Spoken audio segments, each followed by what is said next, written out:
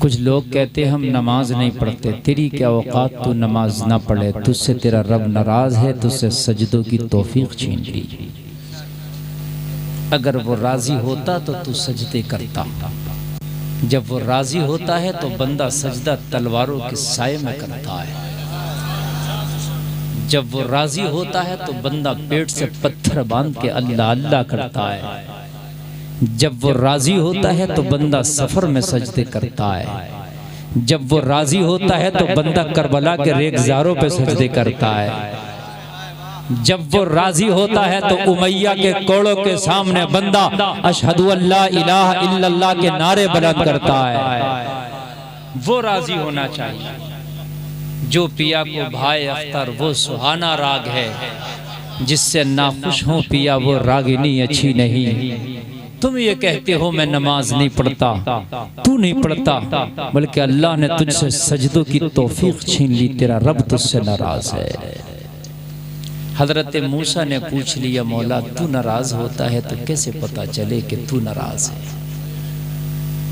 बड़ी अच्छी बात बताने लगा हूँ। एक बार जरा दुरूद शरीफ पढ़ लें सब लोग। अल्लाहुम्मा सल्ली अला सय्यदना मौलाना मुहम्मद सल्लु अलैहि सलातो व सलाम अलैका या रसूल अल्लाह।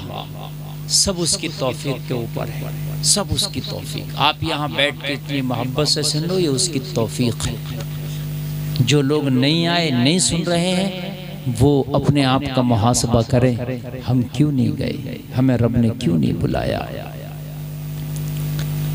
हजरत मूसा ने पूछा, मेरे मौला तू नाराज हो तो कैसे पता चलता है कि तू नाराज हो गया।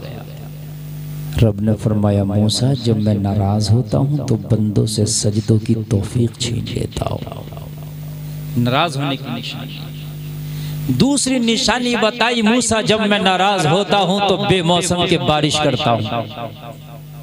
तीसरी निशानी बताई मूसा, जब मैं नाराज होता हूं तो बखीलों को दौलत दे देता हूं, कंजूसों को दौलत दे देता हूं, बखीलों को, कंजूसों को।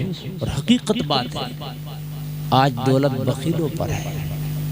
जब गरीब परेशान हो तो समझ लेना दौलत बखील पर। अगर दौलत सखी पे होती तो गरीब परेशान नहीं होता। बात समझ रहे हैं आप, नहीं समझ रहे हैं? जब सखी पे दौलत होगी तो वो गरीब पे इतना लुटाएगा कि उसका भला हो जाएगा।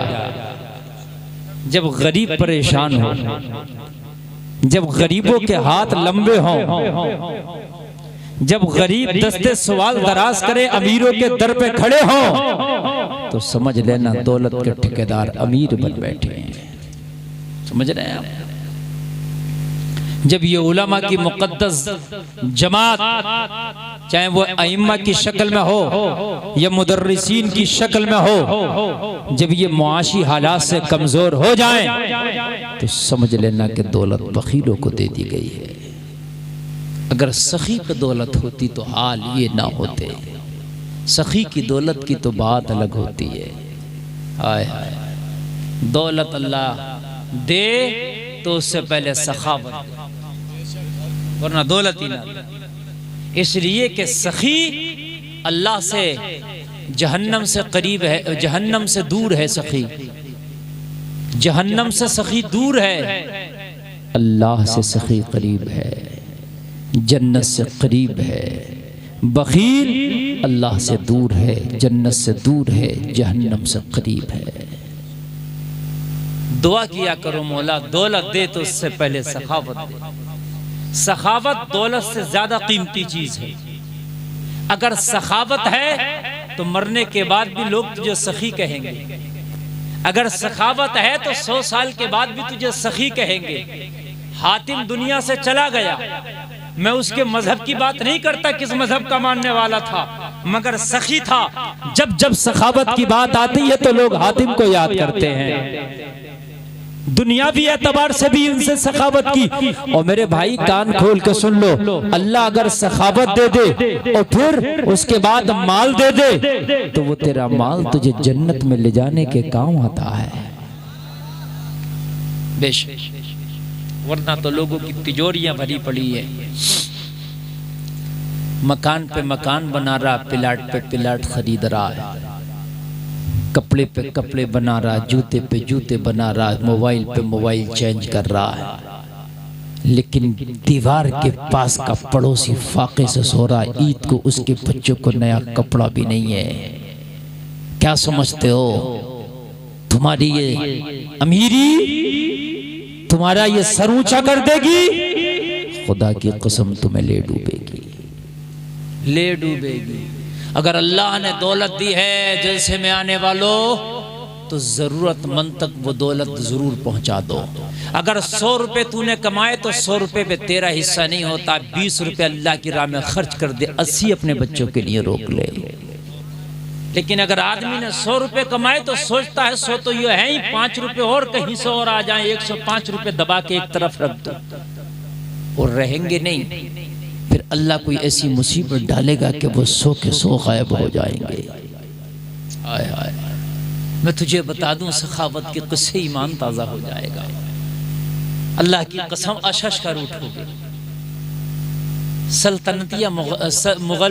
सल्तनत मुगलिया का एक बादशाह है जिसका नाम औरंगजेब है।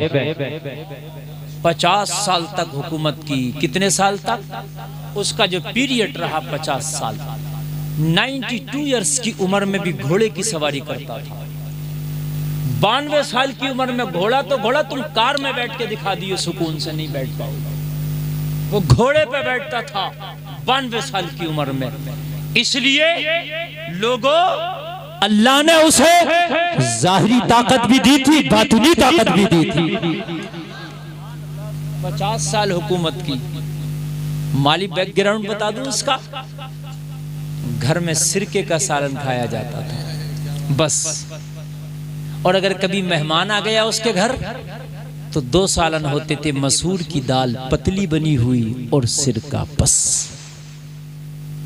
किसका था ये खाना? जिसने 50 साल की हुकूमत की थी।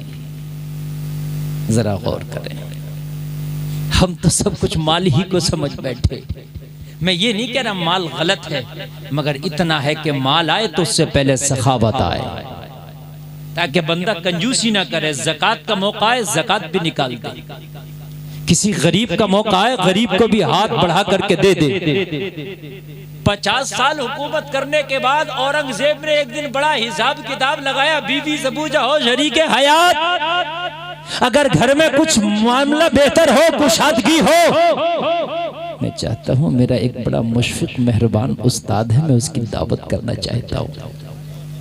हाय हाय, 50 साल जिसने हुकूमत की, वो अपनी बीवी से पूछ रहा अगर घर के हालात कुछ बेहतर हो तो मैं अपने उस्ताद की दावत कर दूं। किसकी दावत कर दूं? अपने। हमारे पास तो पैसे भी आते हैं तो सोचते हैं मंत्री साहब की दावत हो जाए, संतरी साहब की दावत हो जाए, नेताजी की दावत हो जाए, पदाधिकारी की दावत हो जाए। मौलवियों को, गरीबों को कौन पूछता है? अगर अल्लाह तुझे दे ना तो सबसे पहले मस्जिद के इमाम की दावत कर, उससे दुआ का नजराना दे, वो दुआ करेगा, खुदा की कसम तेरी दौलत में अल्लाह बरकत करेगा। अगर हमारे यहाँ तो होता क्या है कि जब 4 पैसे आए तो भाई उनकी दावत करेंगे, इनकी दावत करेंगे। हमारे इलाके में तो एक नेता इलेक्शन लड़ा तो उसे पैसों से तोल लेते लोग। पैसों से तोलते हैं, पैसों से तोल लेते। किसी मस्जिद के इमाम को भी तोड़ा तुमने पैसे से। पैसा तो दूर की बात, उस गरीब की धड़ी देने तैयार नहीं। पैसा तो दूर की बात है, उसकी जो धड़ी है वो तक देने तैयार नहीं। अभी लॉकडाउन लगा था, लॉकडाउन अभी लगा था। कितनी जगह ऐसा हुआ कि इमामों की तनख्वाहें ना दी। कई जगह तो मुझे बुलाया इमामों ने, हजरत बताइए ये तनख्वाह नहीं दे रहे। मैंने पूछा सदर साहब, मुतवल्ली साहब, सेक्रेटरी साहब क्यों नहीं दे रहे? कह रहे हजरत लोग ये कह रहे जब नमाज ही ना पढ़ी तो तनख्वाह किस बात की? बताओ मुझे मेरे भाइयों, आज हम कहाँ पहुँच गए हैं। फिर हम कहते हैं कि यार बड़े जलील हो गए, हम रुसवा हो गए।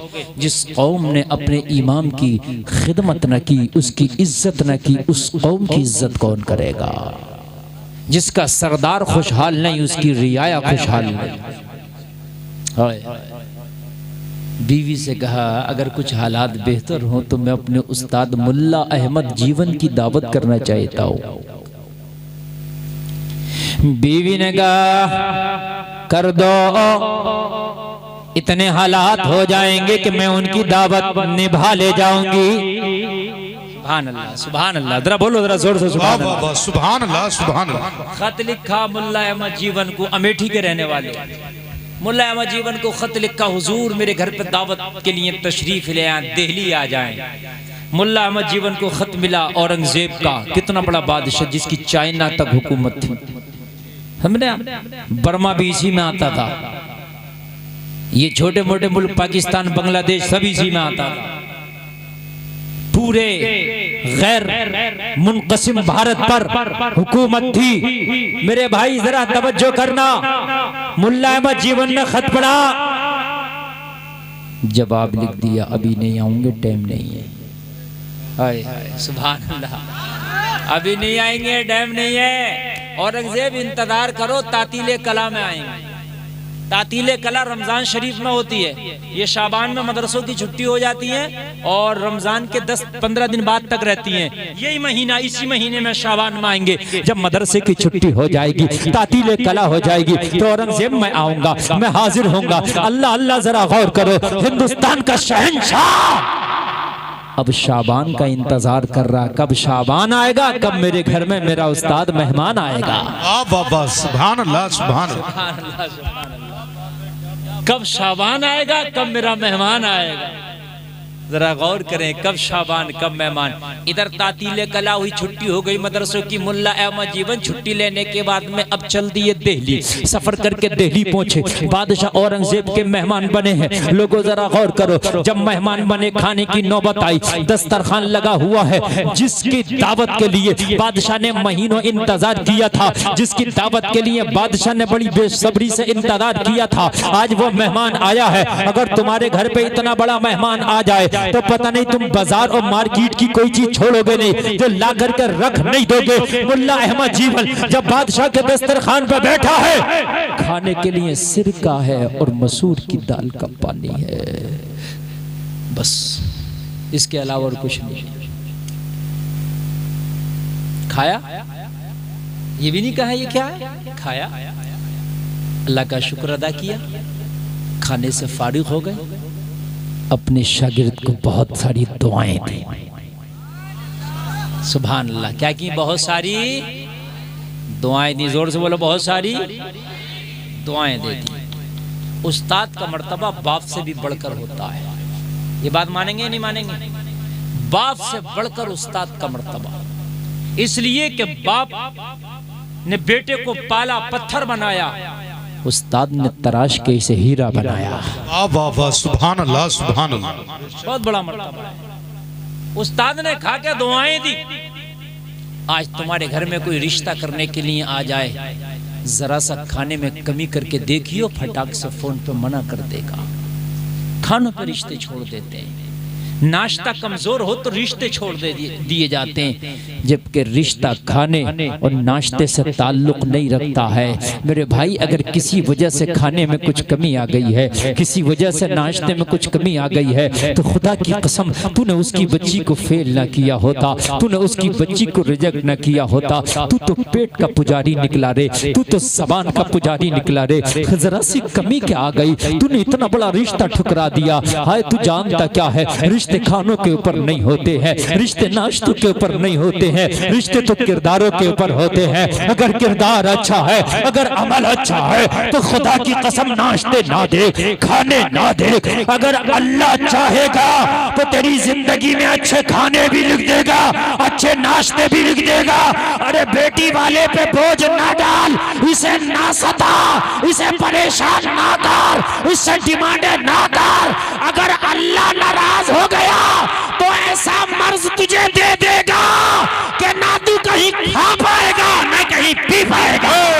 नारे तकबीर, नारे रिसालत, मसलके आला हजरत, फैजाने आला हजरत, फैजाने हुजूर मुफ्ती आजम हिंद, इस्लाहे मुआशरा कॉन्फ्रेंस, अल्लामा मुफ्ती गुलफाम रदा कादरी।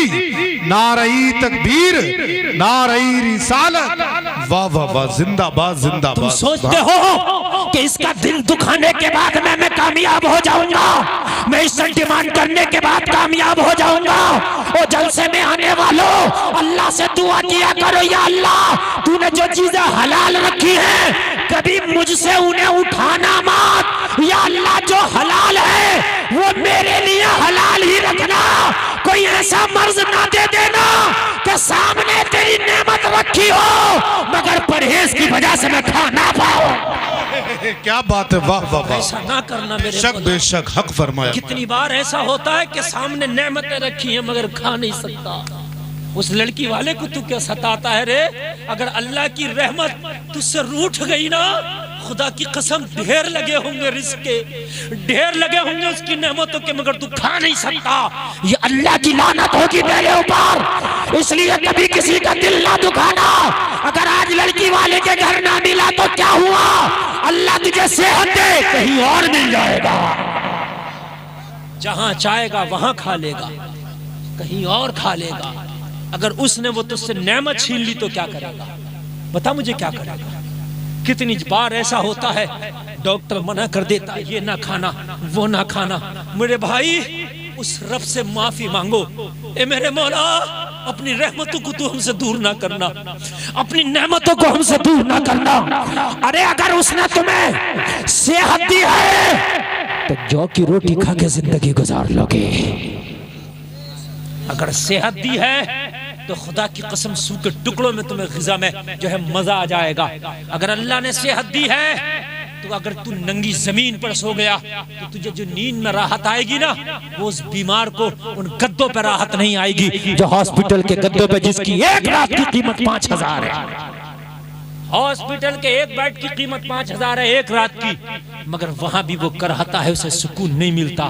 जो एक मजदूर आके नंगी जमीन पर सुकून महसूस करता है। मेरे भाई अल्लाह से दुआ करो मेरे मौला हमसे किसी का दिल ना दुखे, तू हमें सेहत से नवाज देना।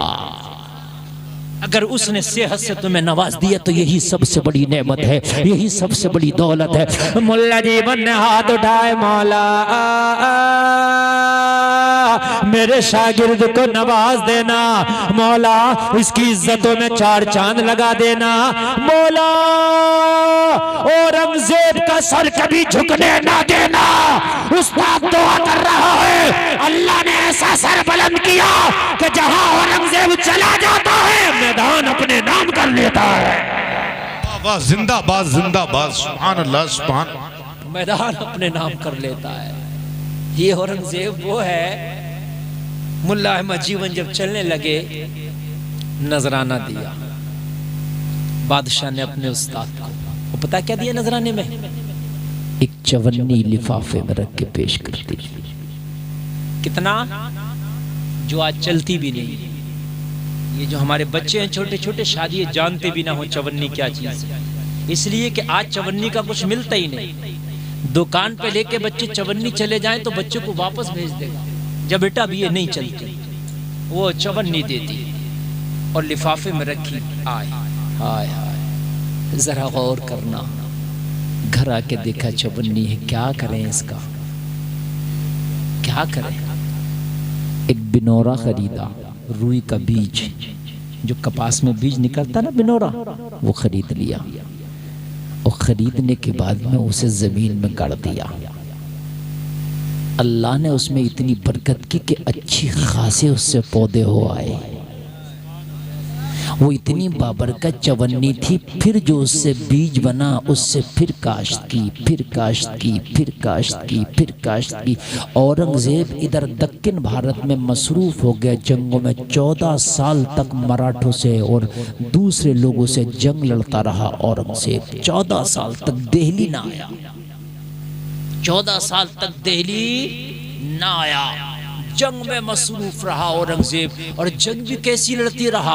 एक सामने से इधर जो है दुश्मनों की फौज, इधर से औरंगजेब की फौज है। लोगों जरा गौर करो, दोनों तरफ से आमने सामने की फौज। मैदान जंग के लिए सजा है, बस जंग की तैयारी थी। जोहर का वक्त हो गया, जंग की तैयारी थी, जोहर का वक्त हो गया। ऑपरेटर साहब जरा थोड़ी सी आवाज बढ़ाओ, थोड़ी सी आवाज और थोड़ी गूंज बढ़ा दो, जरा थोड़ी गूंज। जोहर का वक्त हो गया। आज हम हैं दोस्तों में बैठे तो नमाज का टाइम नहीं। मैंने क्या कहा? वही नमाज नहीं पढ़ता जिससे अल्लाह नाराज होता है। जिससे अल्लाह राजी होता है वो तो जंग के मैदान में भी नमाज पढ़ता है। इधर से जंग की तैयारी, उधर से जंग की तैयारी। जोहर का वक्त, औरंगजेब ने कहा अपने मुअज्जिन से अजान पढ़। कहा हुजूर अजान, सामने दुश्मन की फौज है। हुजूर अजान, सामने दुश्मन की फौज है। औरंगजेब ने कहा हम तो जंग भी उसी के लिए लड़ते हैं, नमाज भी उसी के लिए पढ़ते हैं। यहाँ तो सब कुछ उसी के लिए है, यहाँ तो सब कुछ उसी के लिए है, अपने लिए तो कुछ है ही नहीं। तू अजान पढ़ना, टेंशन क्या लेता है। अगर औरंगजेब की मौत आई है तो कोई बचा नहीं सकता, और औरंगजेब की मौत नहीं आई है तो कोई मार नहीं सकता। ये मेरा ईमान है। मुअज्जिन को हुक्म दिया, शुरू हो गया। अल्लाहु अकबर,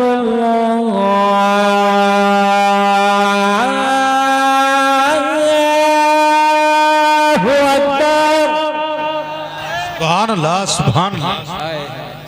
जंग के मैदान में अजान हो रही है। ओ मुसलमानों, तुम कहाँ हो? तुम मोबाइल में हो तो अजान का तुम्हें पता नहीं लगता, तुम दोस्तों की महफिल में हो तो तुम्हें अजान का पता नहीं लगता, तुम अपने काम में हो तो तुम्हें नमाज का पता नहीं है, तुम चौराहों पर खड़े हो तुम्हें नमाज का पता नहीं है, तुम खेतों में हो तुम्हें नमाज का पता नहीं है।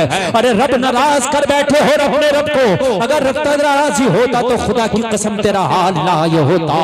अल्लाह की कसम, अजान हुआ करे, सारे काम छोड़ दिया करो। मोबाइल खुला है तो बंद कर दो, दुकान खुला है तो बंद कर दो, काम खुला है तो बंद कर दो, दोस्तों की महफिल है छोड़ दो, सारी दुनिया को छोड़ दो, अजान का जवाब दो, और अजान का जवाब देने के बाद मस्जिद की तरफ रवाना हो जाओ नमाज के लिए। अपने मौला को राजी कर ले। जिस दिन तेरा मौला राजी हो गया, तुझसे सारा जमाना राजी हो जाएगा। वाह वाह वाह, जिंदाबाद। नारे तकबीर, नारे रिसालत, सलके आला हजरत, फैजाने आला हजरत, फैजाने सरकारी ताजुशरिया इस्लाहे माशरा कॉन्फ्रेंस अल्लामा मुफ्ती गुलफाम रदा कादरी। नारे तकबीर। मुअज्जिन सुना रहा,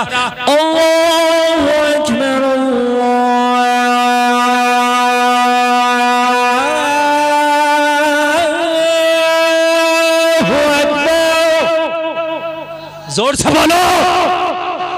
अब भी डर है क्या?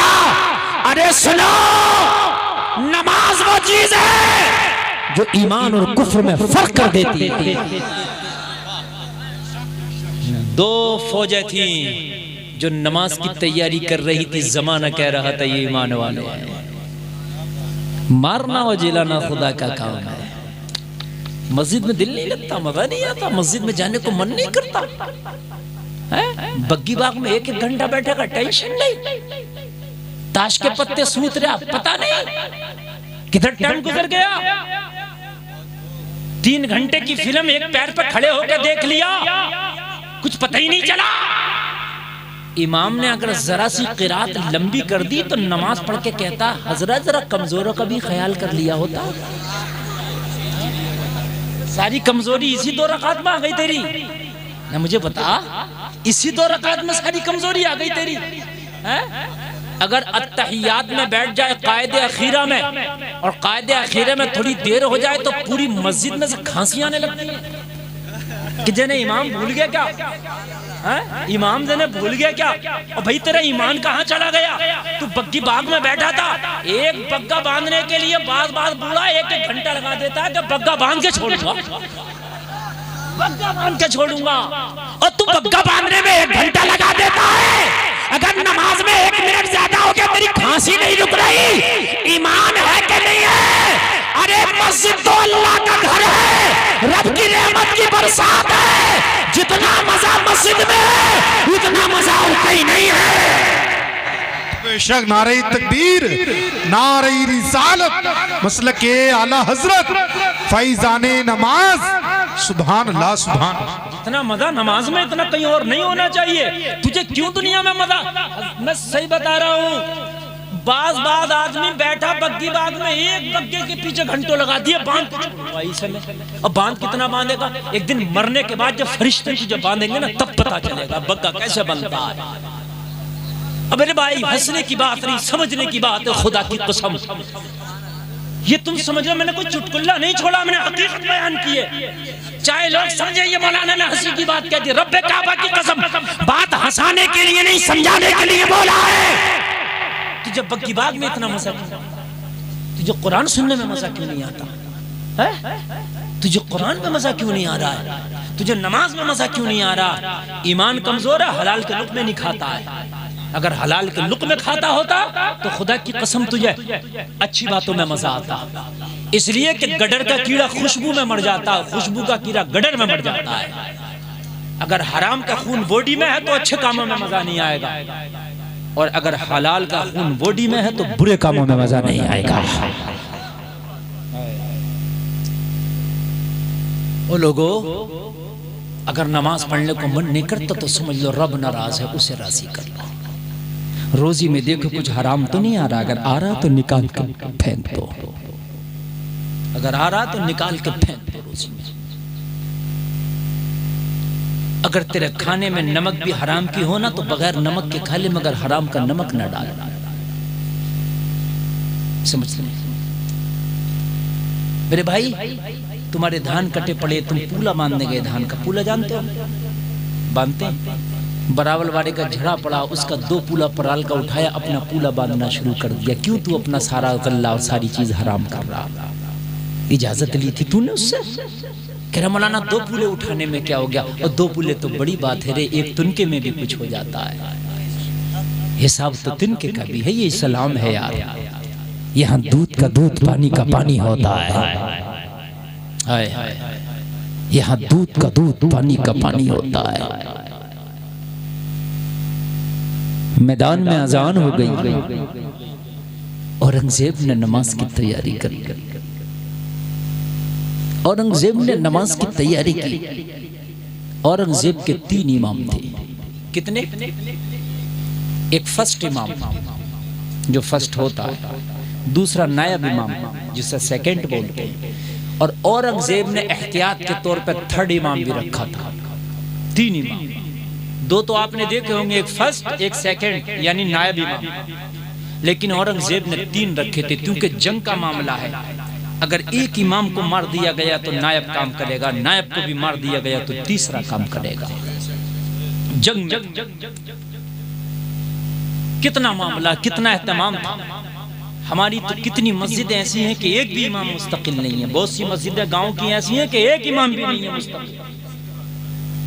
कहे कि भाई ये बताइए कि जमात हो गई तो क्या कहते हैं? कहते हैं हजरत जमात नहीं हुई है, क्योंकि होती नहीं है, इमाम साहब ही नहीं है, जो आता पढ़ लेता। तेरी मत मारी गई। जमात से नमाज पढ़ना वाजिब है। अल्लाह के रसूल फरमाते हैं जो बगैर जमात के नमाज पढ़ते, मेरा दिल चाहता है कि उनके घरों को आग लगा दो। मजाक समझ लिया? यहाँ तो ना जमात की पढ़ रहे, ना बिना जमात की पढ़ रहे। लोगों, नमाज की तैयारी हो गई, सब बंदियां हो गई। अगली सफ में औरंगजेब खड़ा है, मुसल्ला बिछा दिया गया। फर्स्ट इमाम को मुसल्ले पे खड़ा कर दिया गया। और लोगों जरा गौर करना, नमाज की तैयारी हो गई, नियत कर ली गई। सामने मराठों की फौज, यहाँ पर नियत हो गई, नियत हो गई। इमाम ने तकबीर तहरीमा कह डाली, अल्लाह अकबर, हाथ बांध लिए गए, नमाज शुरू हो गई। उधर से एक सनसनाता हुआ तीर आया। दुश्मन थोड़ी कमी करेगा, उसने मौका पा लिया नमाज में। सनसनाता हुआ तीर आके इमाम के सीने में व्यवस्था हो गया। इमाम के सीने में तीर लगा, इमाम मुसल्ले पे ढेर हो गया। इमाम मुसल्ले पर ढेर हुआ। औरंगजेब की नसीहत के मुताबिक नायब इमाम आगे बढ़ के मुसल्ला संभाल लिया। नायब ने मुसल्ला संभाला। दूसरा तीर आया, नायब इमाम के सीने में व्यवस्था हुआ, ये भी ढेर हो गया। दूसरा इमाम मुसल्ले पे ढेर हुआ। औरंगजेब की नसीहत के मुताबिक थर्ड इमाम, तीसरा इमाम मुसल्ला संभाल लिया। नमाज नहीं छोड़ी जाएगी। अरे तुम्हें तो घरों में नमाज पढ़ने का मौका नहीं, तुम तो अपनी बस्तियों में नमाज नहीं पढ़ते, यहाँ जंग के मैदान में नमाजें हो रही है, सनसनाते हुए तीर आ रहे हैं, सजदे हो रहे हैं, तभी तो हुकूमत इनके घर की लौंडी थी, इनके घर की बांदी थी। वाह वाह वाह, बेशक बेशक, सुभान अल्लाह सुभान अल्लाह। हुकूमत इनके घर की लौंडी थी, इसलिए कि इन्होंने हुकूमत को देखा ही नहीं था, इन्होंने अल्लाह की रजा को देखा था। आज तुम अपने आप को देखने लगे, इसलिए हुकूमतें तुमसे रूठ गई। तीसरा इमाम मुसल्ले पर, तीसरा तीर सनसनाता हुआ आया तीसरे इमाम के सीने में पेवस्त, ये भी मुसल्ले पे ठहरे। ये मुसल्ला नहीं, कत्लगाह बन गया था। ये मुसल्ला नहीं था, मौत का मुसल्ला बन गया था। सबको पता था यहाँ जो आएगा टिक नहीं पाएगा, यहाँ जो आएगा सबसे पहले इसके सीने में तीर मारा जाएगा। सन्नाटा छा गया, तीनों इमाम शहीद हो गए। मुसल्ले पे अब आगे बढ़ने के लिए कोई तैयार ना था। जब कोई आगे ना बढ़ा, औरंगजेब ने आगे बढ़ के मुसल्ला संभाल लिया।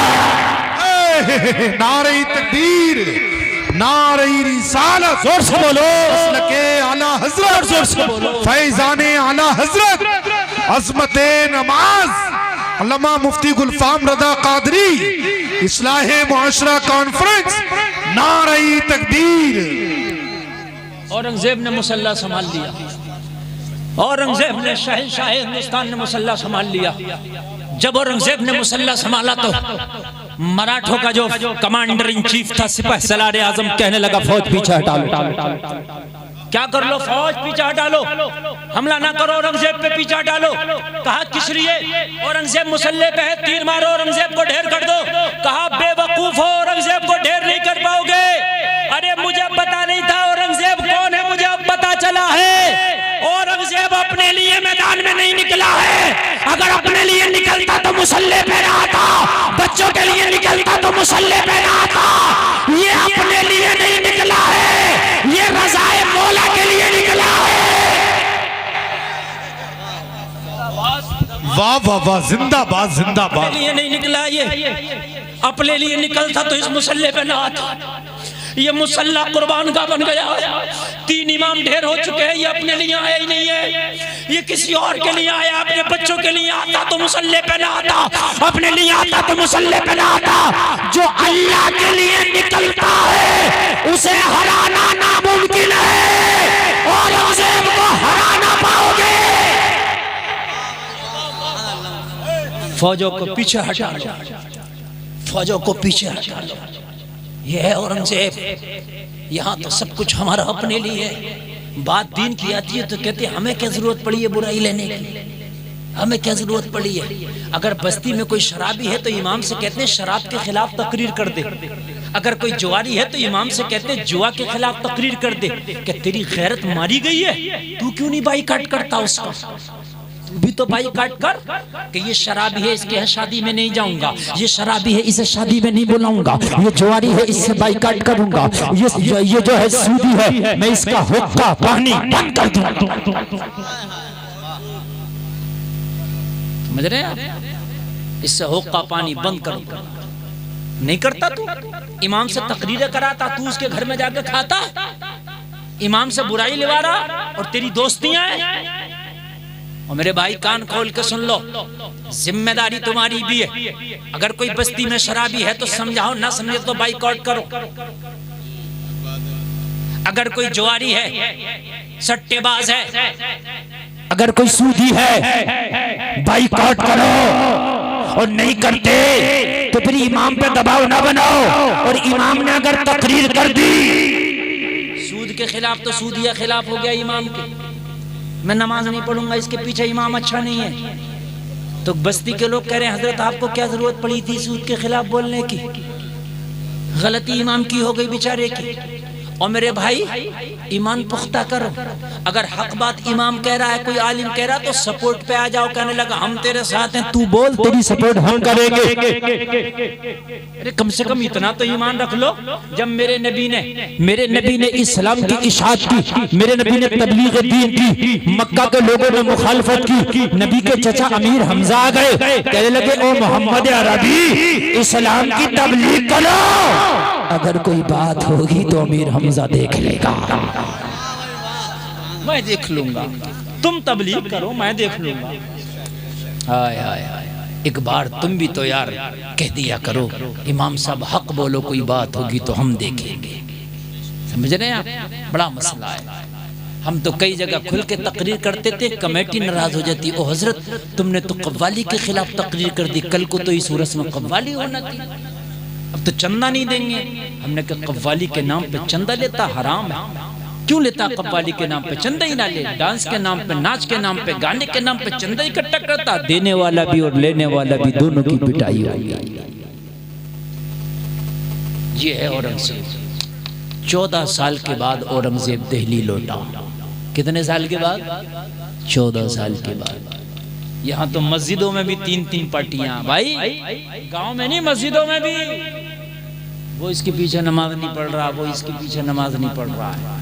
इमाम अगर चौधरी साहब लिए तो मुखिया नमाज नहीं पढ़ रहे हैं, नंबरदार लिए तो प्रधानगी नहीं हो रही है।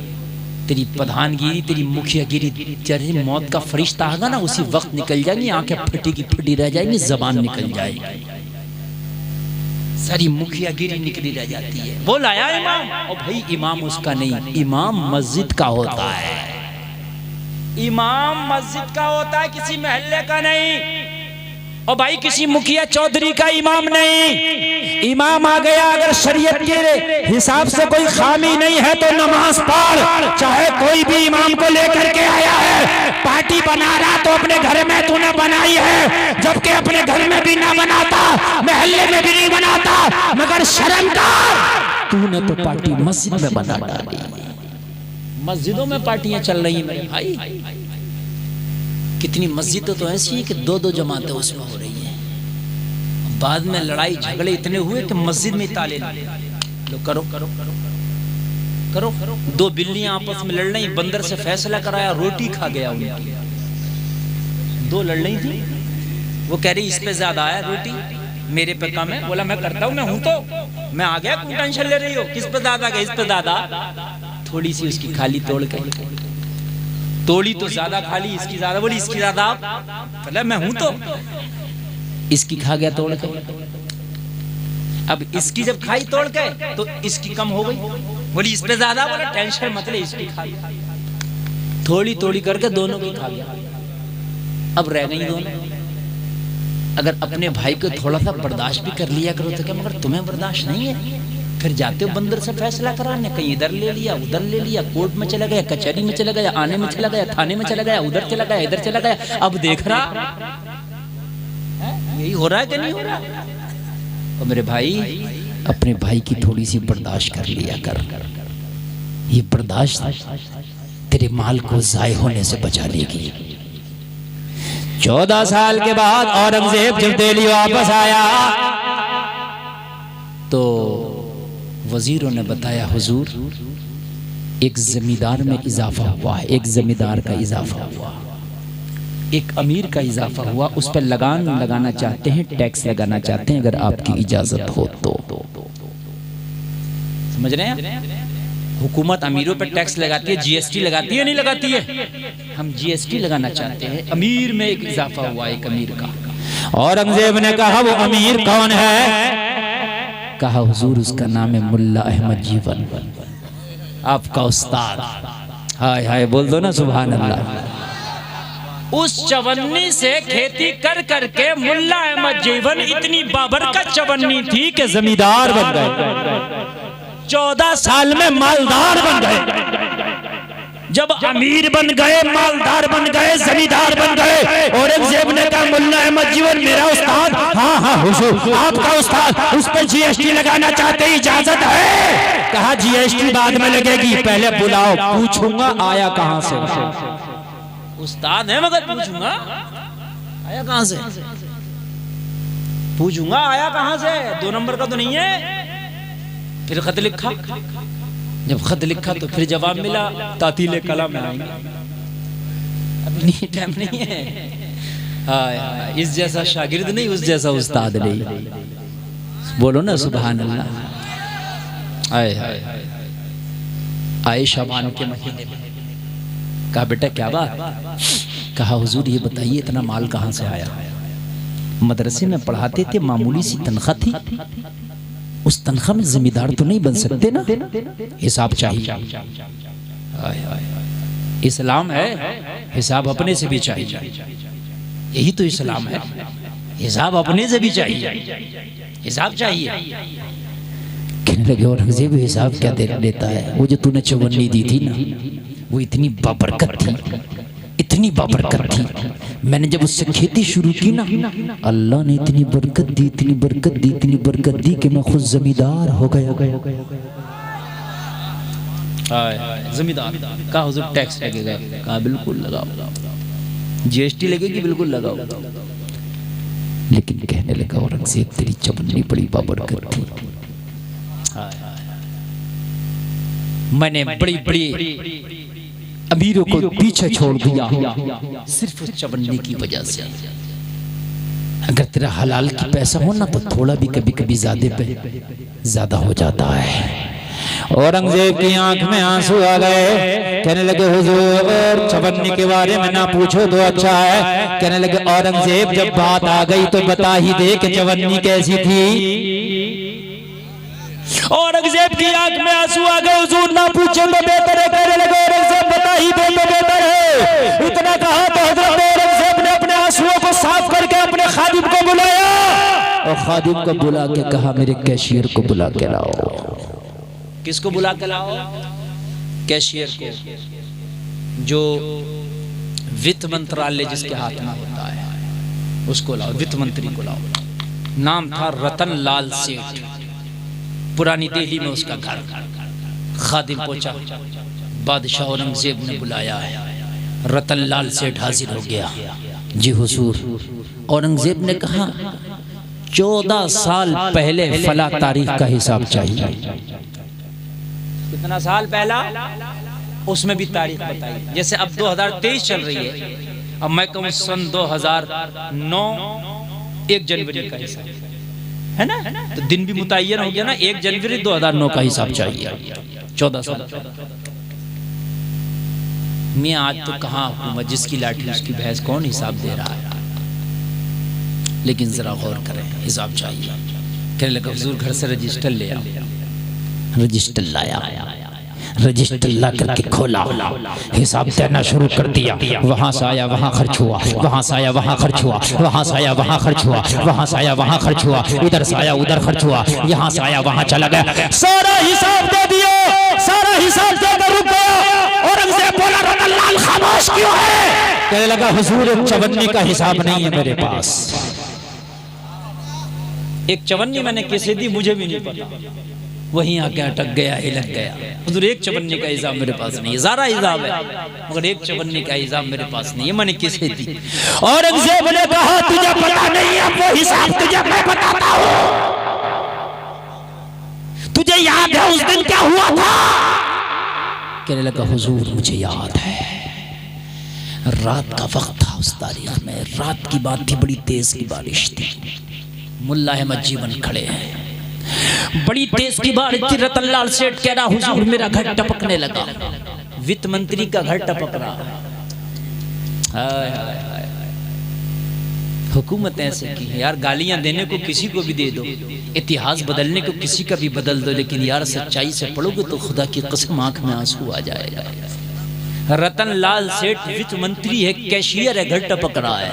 कहने लगा हुजूर बारिश हो रही थी, जितनी बारिश बाहर थी उतनी ही मेरे घर में थी, घर टपक रहा था। मैं और मेरी बीवी परेशान थे, जो हिसाब के रजिस्टर थे हम पानी से बचा बचा कर रख रहे थे। इधर रखते तो इधर टपकने लगता, इधर रखते तो इधर टपकने लगता, इधर रखते तो इधर टपकने लगता। हुजूर दोनों मियां बीवी बड़े परेशान थे, रजिस्टर ज्यादा थे, दोनों ही लोग थे। मेरी बीवी ने कहा और रतन लाल से घर के दरवाजे से निकल के बाहर देखो, कोई रास्ते में अगर मजदूर मिल जाए तो बुला के ले आओ, वो हेल्प करा देगा, मदद करा देगा। अगर रजिस्टर भीग गए तो बादशाह को जवाब क्या देंगे? अल्लाह अल्लाह जरा गौर करो। औरंगजेब की बारगाह में रतन लाल सेठ कहने लगा हुजूर मैंने बीवी से कहा इस बारिश के मौसम में रात के आलम में कौन मजदूर मिल जाएगा? उसने कहा देवी में गरीबों की कमी नहीं है, देख ले, क्या पता कोई भूला भटका मिल जाए। कहने लगा अपनी बीवी के कहने पर जब मैं दरवाजे पे आया तो मैंने क्या देखा, मेरी दीवार से चिपका हुआ कोई नौजवान खड़ा था, रात का आलम था, उसका चेहरा मैं गौर से देख न पाया। मैंने पूछा कैसे खड़ा है, उसने कहा मजदूर हूँ, मजदूरी की तलाश में खड़ा हूँ। मैंने कहा ऐसे मौसम में? मजदूर ने जवाब दिया, पेट मौसम नहीं देखता, पेट मौसम नहीं देखता, जब भूख लगती है तो हर मौसम में लगती है। मैंने कहा मेरे घर में काम है, आ करा दे। कहने लगा मजदूर आ गया। मजदूर आने के बाद वो मेरे रजिस्टर इधर से उधर करने लगा, उधर से इधर करने लगा, पूरी रात काम कराता रहा, पूरी रात काम कराता रहा। मैं चेहरा न देख पाया, चेहरे पे नकाब पड़ा हुआ था। जब मजदूर जाने लगा तो मैंने कहा मजदूर रुक जा, अपनी मजदूरी लेकर चला जा। मैंने बीवी से पूछा कुछ है? बीवी ने कहा सिर्फ एक चवन्नी है घर में, इसके अलावा कुछ नहीं। मैंने मजदूर से कहा सुबह के ले जाना। मजदूर ने कहा जो हो अभी दे दे, सुबह मुझे बहुत काम रहते हैं। मैंने मजदूर को चवन्नी दी। अब मुझे उसका नाम ही पता नहीं था तो हिसाब में क्या लिखता, इसलिए लिख ना पाया। वो चवन्नी मैंने मजदूर को दे दिया था। औरंगजेब ने कहा रतनलाल से, वो जो उस रात में मजदूर आया था कोई और नहीं, वो मजदूर औरंगजेब था। नारे तकबीर, नारे रिसालत, मुसलके आला हजरत, फैजाने आला हजरत अल्लामा मुफ्ती गुलफाम रजा कादरी। नारे तकबीर, कोई और नहीं, वो औरंगजेब था। मुल्ला अहमद जीवन की बार का अर्ज करने लगा, औरंगजेब हुजूर वो मेरी रात की मजदूरी की कमाई थी, जो चवन्नी मैंने आपको नजराने में दी थी। हुजूर हफ्ते में 2 रातें ऐसी आती है कि मैं अपने बच्चों को छोड़ के मजदूरी करता हूँ दिल्ली में।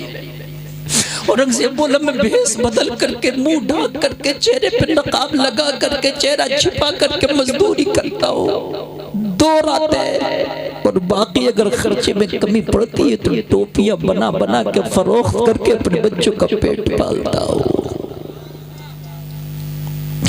लोगों, अल्लाह जब नाराज होता है तो दौलत बखीलों को दे देता है, अल्लाह राजी होता है तो दौलत सखियों को दे देता है। अल्लाह करे करम से अल्लाह राजी हो। और चौथी निशानी बताई हजरत मूसा को रब ने, मूसा जब हम नाराज होते हैं तो नाअहलों को बड़ी बड़ी कुर्सियां दे देते हैं। जब हम नाराज होते हैं तो नाअहलों को बड़ी बड़ी कुर्सियां दे देते हैं। लोगों, अल्लाह की बारगाह में गिड़गिड़ा के दुआ किया करो, मौला तू हमसे कभी नाराज ना होना, कभी हमसे नाराज। और भाई हक पे रहना, हलाल के लुक्मे कमाना, हलाल के खाना, हालात मत देखना। बहुत से लोग आज के जमाने में, हमारे घरों में बच्चियां बेपर्दा, उनसे पूछो भी ऐसे क्यों, कहती मौलाना माहौल ऐसा। ओ माहौल को ना देख मेरी बहन, बंदा झूठ बोल रहा, ओ भाई क्यों झूठ बोलता, मौलाना क्या करूं, माहौल ऐसा। ओ भाई माहौल ना देख, माहौल खुद बनाया जाता है। जब मेरे नबी मक्का में आए थे तो माहौल था 360 खुदाओं की पूजा करना। मेरे नबी ने माहौल नहीं देखा, नबी ने अपना अलग माहौल बनाया। नबी ने अहद का नारा लगाया, अरे पूरी बस्ती का माहौल है तो होने दे, मगर तू ऐसा माहौल बना तेरे घर को देख के जमाना कह दे ये गुलाम मुस्तफा का घर है।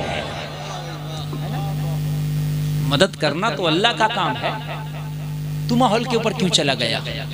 मदद अल्लाह करता है मेरे भाइयों, और अगर अल्लाह मदद करने पे आ जाए, अल्लाह मदद करने पे आ जाए तो मालूम है अल्लाह की मदद ऐसी होती है सारा जमाना एक तरफ और मुस्तफा के गुलाम का घराना एक तरफ, है ना।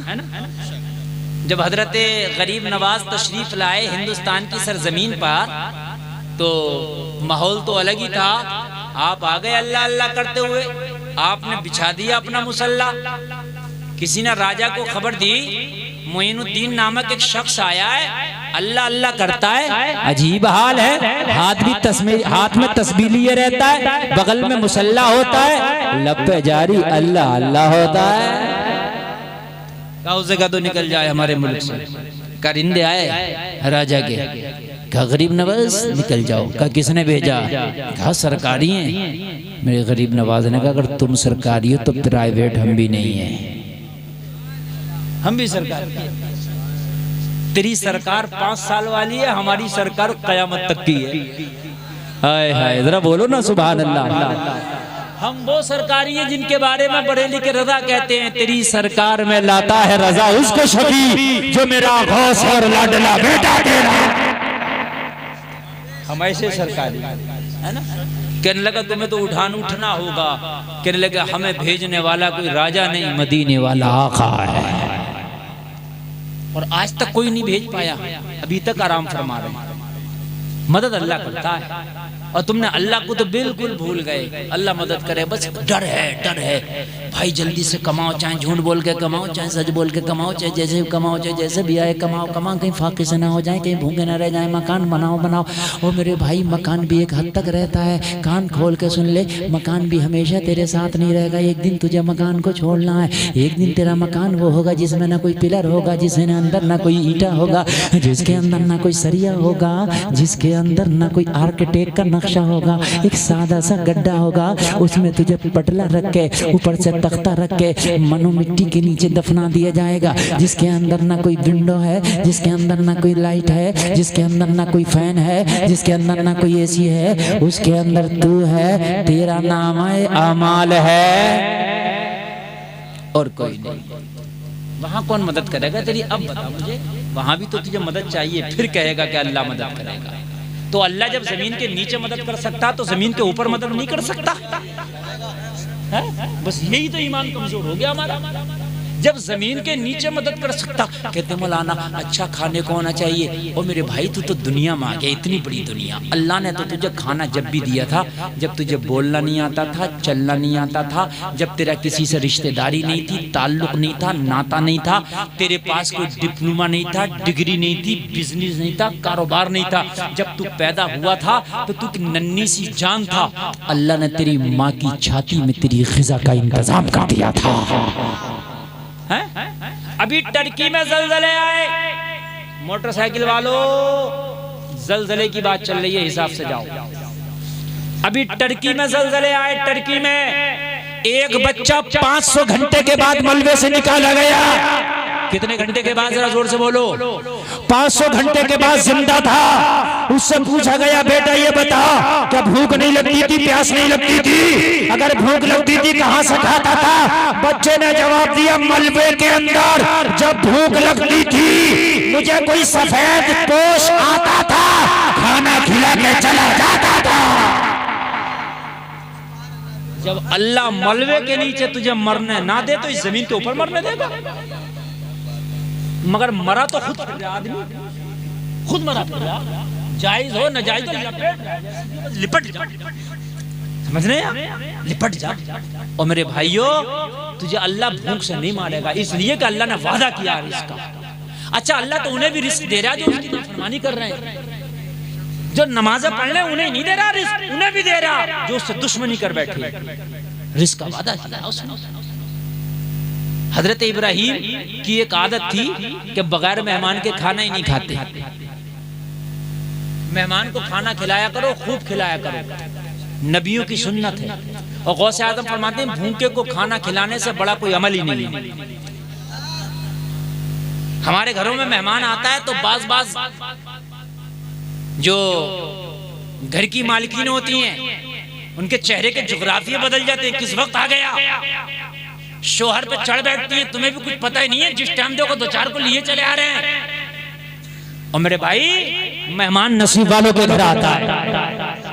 हजरत इब्राहिम बगैर मेहमान के खाने ही नहीं खाते। एक दिन मेहमान ही नहीं आया, बीवी ने गाना लगा दिया, कहने लगी हुजूर खाना खाओ। कहने लगे मेहमान आया नहीं।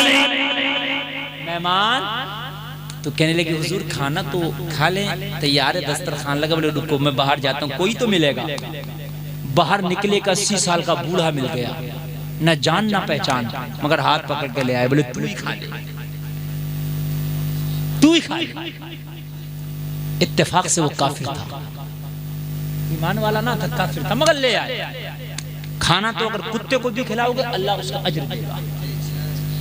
बात समझ लीजिए, सूअर है नापाक है, लेकिन अगर वो भूखा है उसे तुमने खिला दिया तो अल्लाह उसका अजर देगा। इन नापाक होना अलग है, मगर जानदार है, जानदार पर तू रहम कर, अल्लाह तेरे पर रहम करेगा। खाना खिलाने बिठा दिया, जब वो खाना खाने लगा हजरत इब्राहिम ने हाथ पकड़ लिया, ओ मेरे दस्तरखान पे ऐसे नहीं खाते। कैसे खाते हैं? हजरत इब्राहिम ने फरमाया मेरे दस्तरखान पे लुक़मा बाद में खाया जाता, अल्लाह का नाम पहले लिया जाता। बिस्मिल्लाहिर्रहमानिर्रहीम जैसे हम पढ़ते हैं ना, तो ये अल्लाह का ही नाम तो है, अल्लाह के नाम से शुरू, तो मेरे रब का नाम लेकर शुरू कर। वो कहने लगा ओ इब्राहिम, मैं तेरे चंद लुक़मे के लिए अपने खुदाओं से तो बेवफाई नहीं करूंगा ना, मेरा मजहब कुछ और है, मैं तेरे खुदा का क्यों नाम लूं चंद लुक़मों के लिए। जिद पे अड़ गए, वो लेने तैयार नहीं है, खिलाने तैयार नहीं। भाई तुझे मेरे रब का नाम लेना होगा। कहने लगा भाई खिलाना तो खिला, बेवफाई नहीं करता चंद लुक़मों के लिए। चला गया उठ के, फरिश्ता आया और फरिश्ता आके बोला ओ इब्राहिम, रब का पैगाम है, तूने मेरे बंदे को नाराज कर दिया। हाँ तुमने मेरे बंदे को नाराज कर दिया। और इसकी मौला वो तेरा बंदा, वो तेरा नाम लेने तैयार नहीं है, तू कहता मेरा बंदा। रब ने फरमाया जो नाम ले वो भी मेरा बंदा, और जो नाम ना ले वो भी तो मेरा ही बंदा। हाँ हिसाब होगा, जो उसकी इबादत नहीं करते जहन्नम में डाले जाएंगे, मगर हैं तो रब के ही बंदे। एक बाप के 4 बेटे हैं, 2 नालायक हैं, 2 लायक वर हैं, तो रहेंगे तो नालायक भी उसी के बेटे। आधार कार्ड से नाम नहीं काटा जाता है, तो रब का ही बंदा। कहा मौला लेकिन मैंने तो इसलिए नहीं खिलाया, वो तेरा नाम नहीं लेता। कहा इब्राहिम उसकी उम्र कितनी होगी? कहा 80 साल।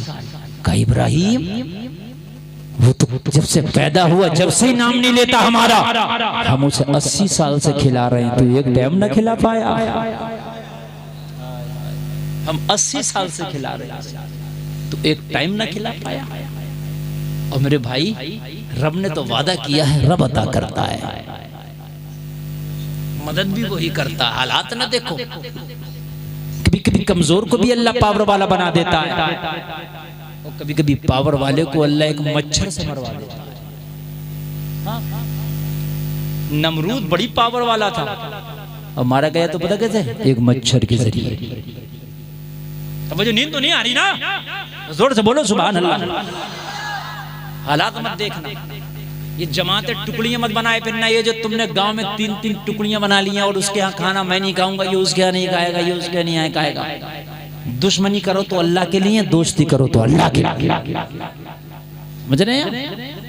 दुश्मनी अल्लाह के लिए, दोस्ती अल्लाह के लिए। अल्लाह ने फरमाया वातसिमू बिहब्लिल्लाहि जमीअन वला तफर्रकू, अल्लाह की रस्सी को मजबूती से पकड़ लो, टुकड़े टुकड़े ना हो, बिखरो मत। और हम बिखरे फिर रहे हैं, और फिर कहते हैं अल्लाह मदद कर, या अल्लाह मदद कर। मेरे भाई जो अपने हाल बदलने की खुद कोशिश नहीं करता, अल्लाह भी उसके हाल नहीं बदलता है। हाल उनके बदले जाते हैं जो कोशिश करते हैं। कामयाबियां उनको मिलती है जो मंजिलें तय करते हैं, जो घर में बैठे रहते हैं उन्हें कामयाबियां नहीं मिलती। बाकी पावर तो सब अल्लाह के हाथ में, सब अल्लाह के हाथ में। मैं तुम्हें बता दूं, ईमान ताज़ा हो जाएगा। फिरौन को इतनी पावर दी अल्लाह ने कि खुदा बन बैठा, खुदाई में दावा कर दिया, अना रब्बुकुमुल आला, मैं आला हूं, मैं रब हूं। इबादत कराने लगा अपनी, बस प्याला लबरेज हो गया। एक दिन उसका एक फाल खोलने वाला आया, नुजूमी जो फाल खोलते हैं, कहने लगा फिरौन तेरी उल्टी गिनती शुरू हो गई। क्या हुआ? तेरी उल्टी गिनती का क्या हुआ? कहने लगा तेरे सितारे ठीक नहीं बता रहे। जानते ना फाल खोलने वाला बहुत था बादशाह का। आज भी होते बताते हैं बारिश होगी, जलजला आएगा, आंधी तूफान से बताते, खबरों में आता कि नहीं आता? नेट बताता, अब तो मोबाइल बता रहा, बहरहाल वो बताता था। तेरी उल्टी गिनती सुनो, हंसा फिरौन, बेवकूफ, मेरी उल्टी गिनती क्या हुआ मुझे? कहने लगा एक बच्चा ऐसा आने वाला है इस मिस्र में कि जो तेरी ईंट से ईंट बचा देगा। हंसा, हंस के बोला बच्चा, बड़े मेरे आंखों में आंखें डालने की ताकत नहीं रखते, किसी बादशाह की इतनी ताकत नहीं है मुझसे पंगा ले, किसी की मेरी तरह हुकूमत नहीं। बच्चा, हाँ हाँ बच्चा, सितारे कह रहे हैं। कहने लगा आज तेरे सितारों को झूठा साबित कर दूंगा। ऐलान करा दिया मिस्र में कोई बच्चा ना बचे, जिसके घर में बच्चा है उसको कत्ल कर दिया जाए। सारे बच्चों को कत्ल करा दिया गया पूरे मिस्र में, बच्चे जिंदा ना बचे। फिर बुलाया, फाल खोल दे, सितारे कैसे हैं? कहने लगे अब भी सितारे तेरे गर्दिश में है। क्या हुआ? बच्चों को तो मैंने मरवा दिया, बच्चे से खतरा था। कहने लगा वो बच्चा मरा ही नहीं है जो तेरे ईंट से ईंट बजाएगा। जिसे अल्लाह रखे उसे कौन चखे?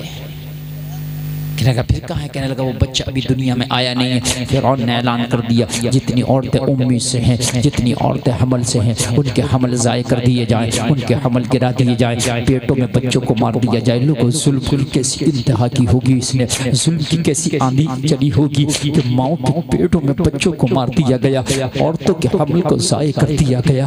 मगर लोगों, अगर अल्लाह मदद करने पे आ जाए तो इस तरह से मदद करता है। हजरत मूसा अभी दुनिया में तशरीफ नहीं लाए, हजरत मूसा अपनी माँ के पेट में है। अभियान चल रहा था बच्चा काटो, अभियान चल रहा था बच्चा मारो, अभियान चल रहा था पेटों से बच्चों को ज़ाय कर दिया जाए, हमल गिरा दिए जाएं। अभियान चल रहा था किसी का बच्चा छोड़ा नहीं जाएगा, किसी को जन्म लेने दिया नहीं जाएगा, मगर जिसे अल्लाह भेजे उसे कौन रोक सकता है। हजरत मूसा की माँ के जहन में अल्लाह ने ये ख्याल पैदा कर दिया, ओ मूसा की माँ अब शहर में तू ना रुक, तू सहरा बियाबा में निकल जा, यहाँ पर फिरौन के सिपाही ना छोड़ेंगे। हजरत मूसा की माँ सहरा और बियाबा में निकल गई, सहरा बियाबा में निकली। हजरत मूसा की पैदाइश जंगल में हो गई, बियाबा सहरा में हो गई। लोगों चांद सा टुकड़ा है, बच्चा बड़ा खूबसूरत है, माँ ने देखा मेरा लाल लाजवाब है, चांद सा टुकड़ा है, मगर शहर लेकर के जाऊंगी तो इसको फिरौन के सिपाही मार डालेंगे, इसका सर कलम कर दिया जाएगा, मेरे बच्चे की हत्या कर दी जाएगी। अगर जंगल में छोड़ती हूँ, सहरा में छोड़ती हूँ, कोई दरिंदा खा जाएगा,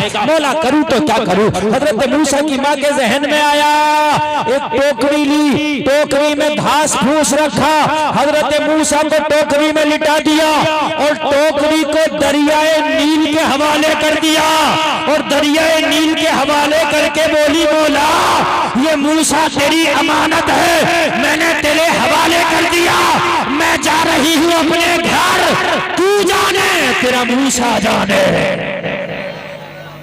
मैंने तेरी अमानत तेरे हवाले कर दी, तू जाने मौला तेरा मूसा जाने।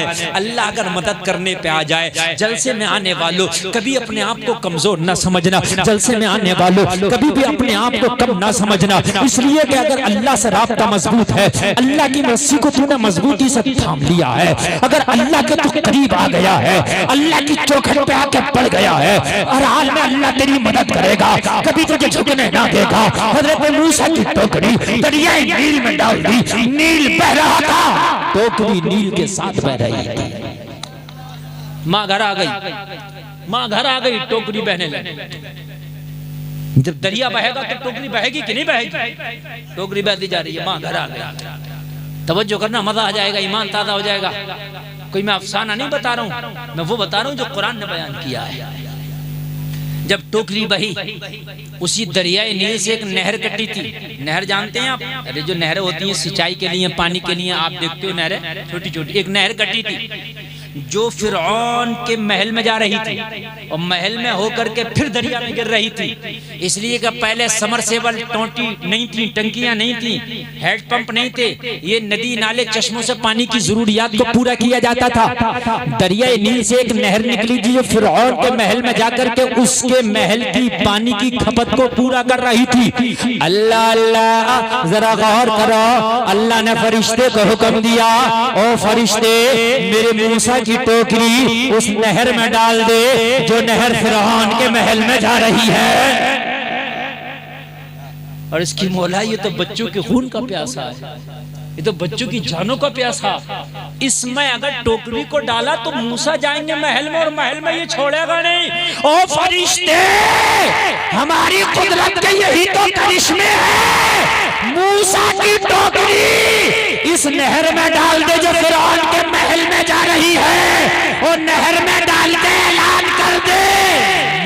घर में घुस के मारेगा।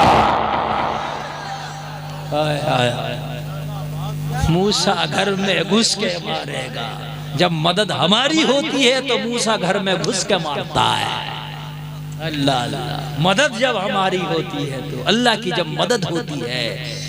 भाइयों ने तो हजरत यूसुफ को अंधे कुएं में डाल दिया था, लेकिन जब मदद अल्लाह की होती है तो मिस्र का तख्त अता कर देता है। उसको भूल गए।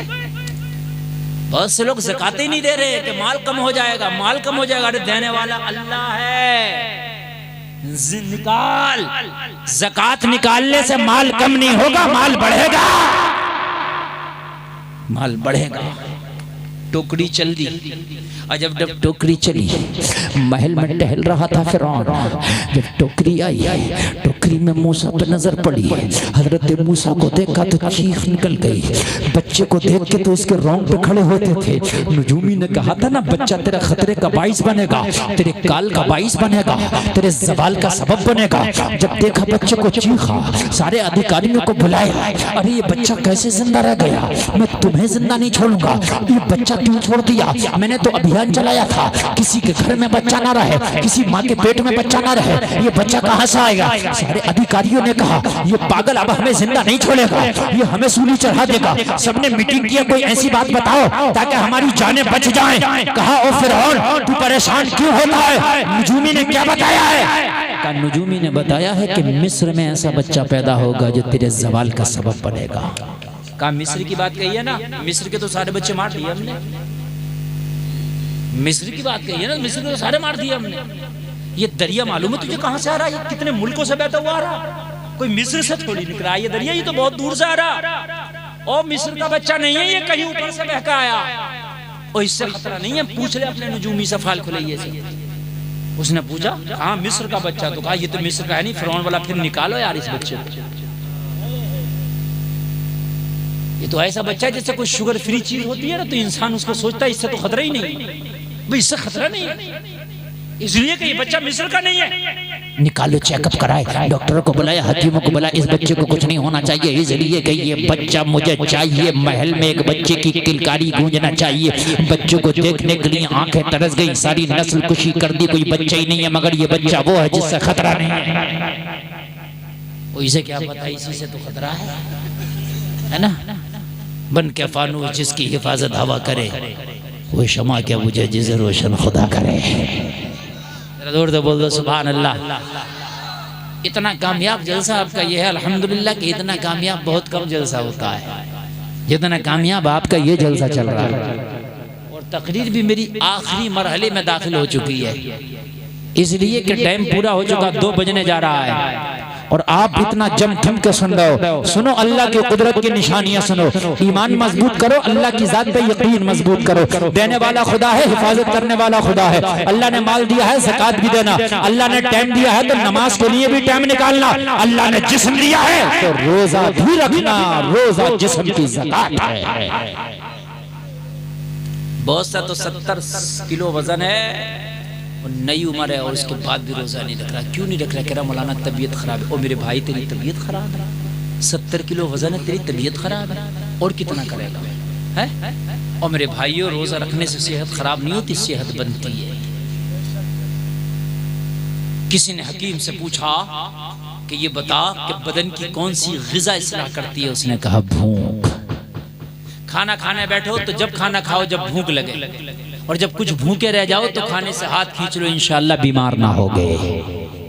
खाना कितना भी अच्छा हो, कितना भी लजीज हो, मगर खाना पेट के 3 हिस्से कर लो, एक हिस्सा खाने से, एक हिस्सा पानी से, और एक हिस्सा खाली छोड़ दो, इंशाअल्लाह बीमार ना हो गए।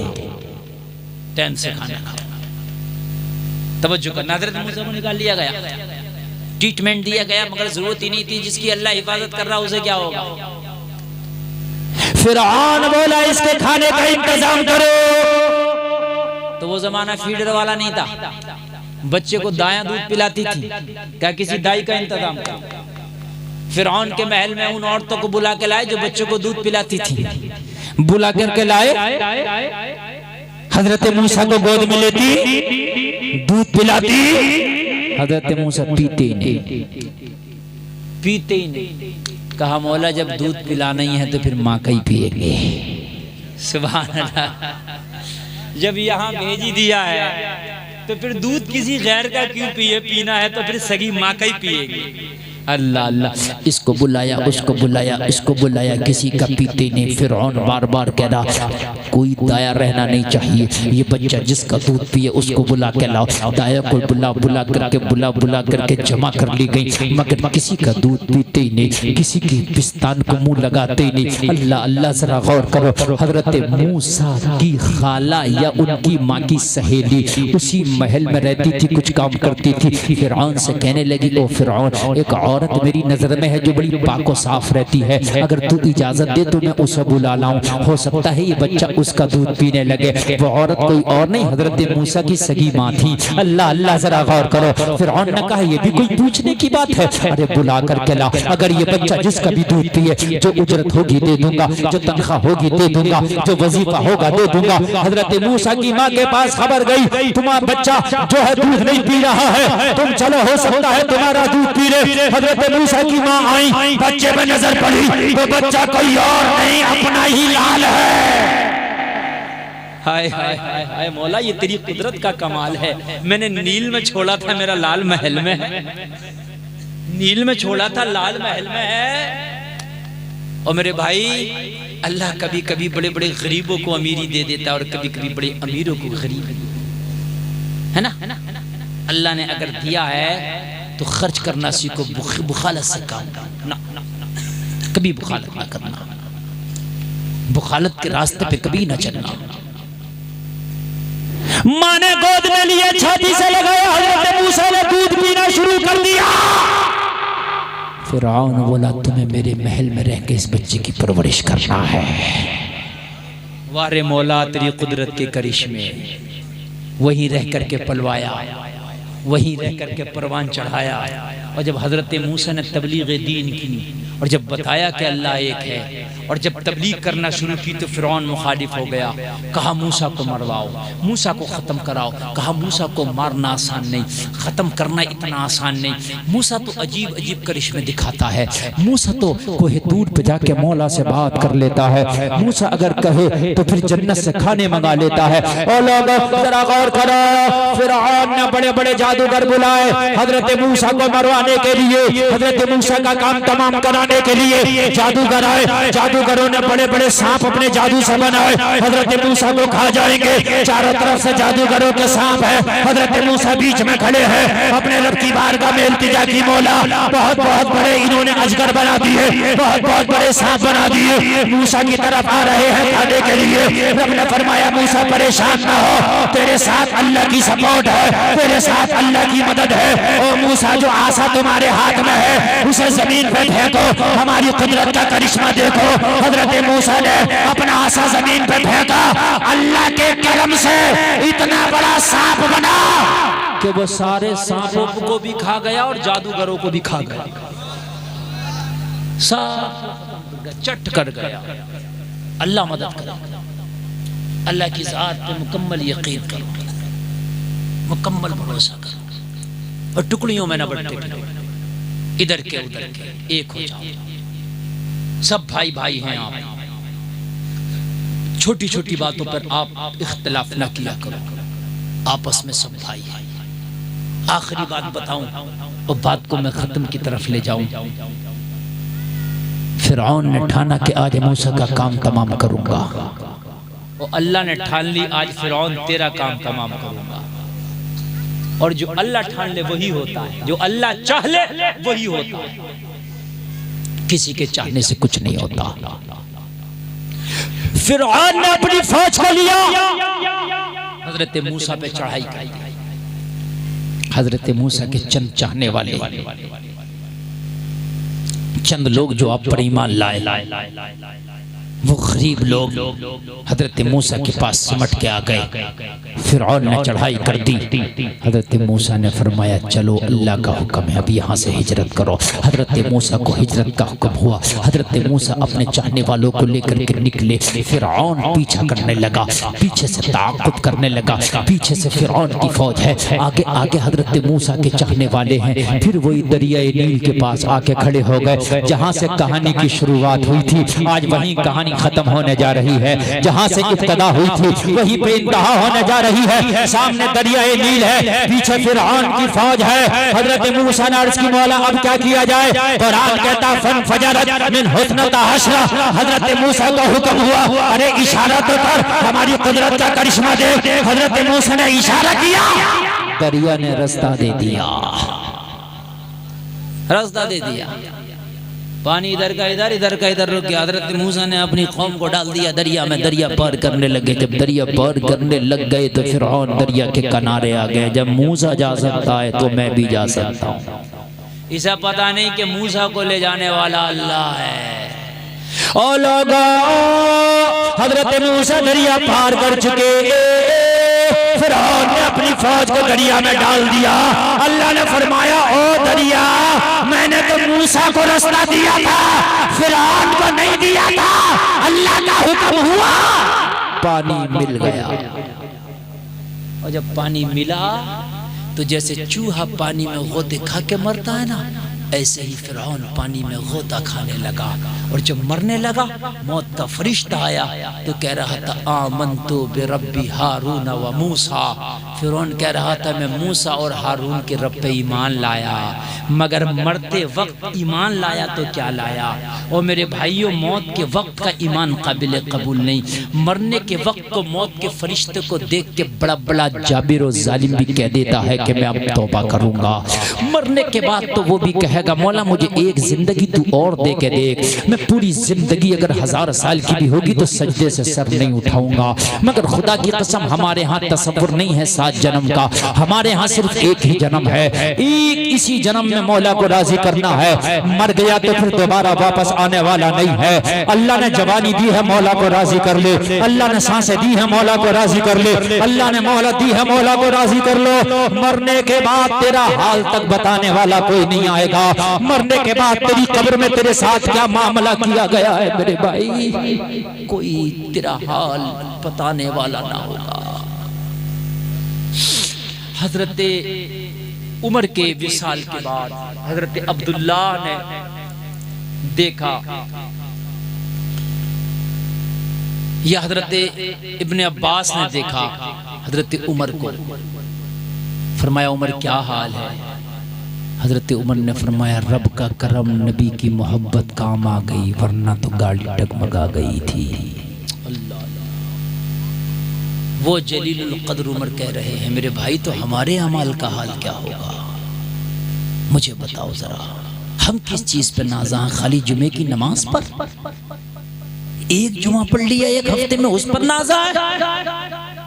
मेरे भाइयों मोहलत दी है अल्लाह ने, तौबा करो, हराम से बचो, हलाल के लुक़मे खाओ, अपने रब को राज़ी कर लो।